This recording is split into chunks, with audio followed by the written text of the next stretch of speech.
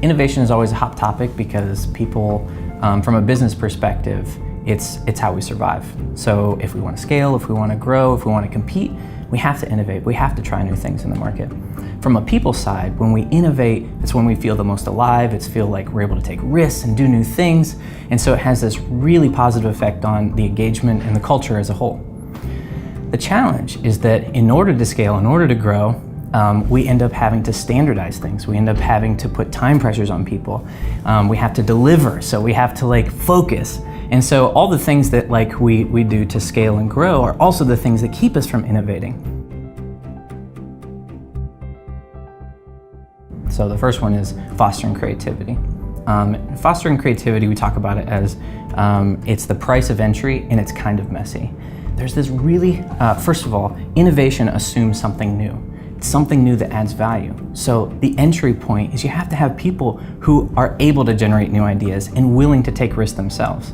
Then the messy part is that as an organization, you have to tolerate the process of creating something new. It's messy, we've never done it before, so it's going to feel uncomfortable. The second principle that we created was creating connectedness. I think that this starts with a real appreciation that openness doesn't happen unless we trust each other, and connections don't happen unless we have an open culture.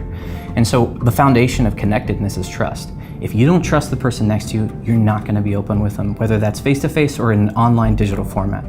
So there's this third principle that we created called incubating ideas.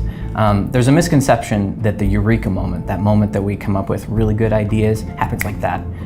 But what we've learned from neuroscience is that it's actually this really slow process where your brain is sometimes working on the problem, sometimes it's in this mode called chaos mode, and it's just networks or your neurons are firing in new ways, they're exploring new connections, and that is what creates the eureka moment, is that process of creating new connections. So as an organization, it's very similar. So we have to get good at that slow process of connecting ideas to value. So if you're like TiER1 and you're exploring ways to unleash your culture of innovation, start with a conversation. Really appreciate where people are at and that different people are going to perceive your culture differently. And then focus on the core things. One, hire for creativity, tolerate messiness, embrace failure, and create a culture of trust, because without trust, none of this is possible.